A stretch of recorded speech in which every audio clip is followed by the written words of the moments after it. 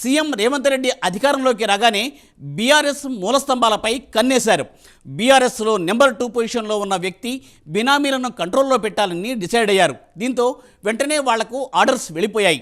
బినామీ ఆస్తులు మీరే ఉంచుకోండి చెబుతూనే రేవంత్ వాళ్లకు ఓ కండిషన్ పెట్టారట.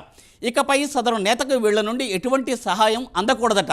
దీంతో ఇప్పుడా గులాబీ నేత తేలుకుట్టిన దొంగల ఏం చేయాలో పాలుపోక జుట్టు పీక్కుంటున్నారట.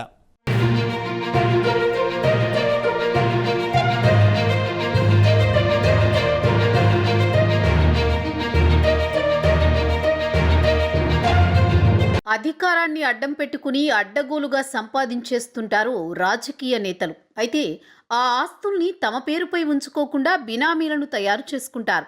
వీళ్ల సంపాదన అంతా వాళ్ల పేరుపైనే ఉంటుంది. వీళ్ల ఆస్తులకు వాళ్ళు వాచ్ డాగ్లా పనిచేస్తుంటారు. ఫలితంగా తృణమో పనమో తీసుకుంటూ ఉంటారు.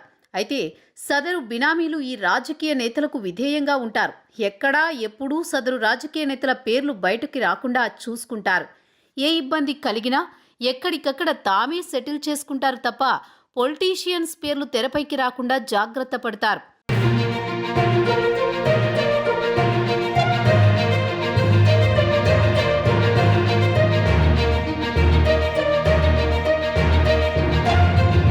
తెలంగాణలో మైహోం రామేశ్వరరావు పెద్ద బిల్డర్. అలాగే మెగా ఇంజనీరింగ్ సంస్థ పెద్ద పెద్ద ప్రాజెక్టులను హ్యాండిల్ చేస్తోంది. తాజాగా వార్తల్లో నలుగుతున్న కాళేశ్వరం ప్రాజెక్టుతో పాటు అటు ఏపీలో పోలవరం ప్రాజెక్టు కాంట్రాక్టు కూడా ఈ సంస్థకే దక్కాయి. ఇక వీళ్ళిద్దరూ ఎవరికి బినామీలు తెలంగాణలో ఎవరిని అడిగినా చెబుతారు. బీఆర్ఎస్ అధికారంలో ఉన్నప్పుడు వీళ్ళు ఆడిందే ఆట పాడిందే పాటగా సాగింది. పవర్ చేతిలో ఉంది కాబట్టి అడ్డగోలుగా సంపాదించారు. తర్వాత వాటిని బినామీల పేరుతో పెట్టుబడుల కింద వాడేవారు.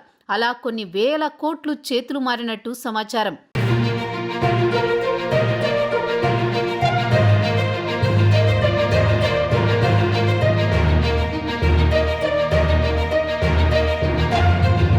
గత ఎన్నికల్లో కాంగ్రెస్ అధికారంలోకి రావడంతో బీఆర్ఎస్ నేతలకు చుక్కలు కనిపిస్తున్నాయి.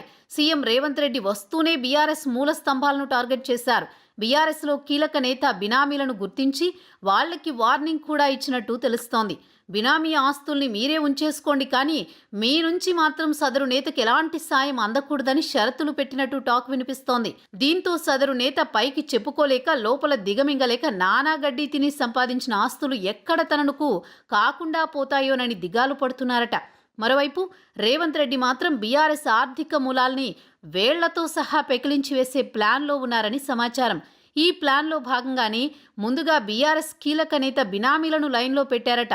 దీంతో ప్రస్తుతం పార్లమెంట్ ఎన్నికల్లో ఖర్చు పెట్టేందుకు డబ్బులన్నీ ఎక్కడివి అక్కడే ఆగిపోవడంతో ఈ ఎన్నికలను బీఆర్ఎస్ లైట్ తీసుకుంటోందని టాక్. మరి భవిష్యత్తులో రేవంత్ బీఆర్ఎస్ను ఇంకెంతగా ఇరుకున పెడతారో చూడాలి మరి.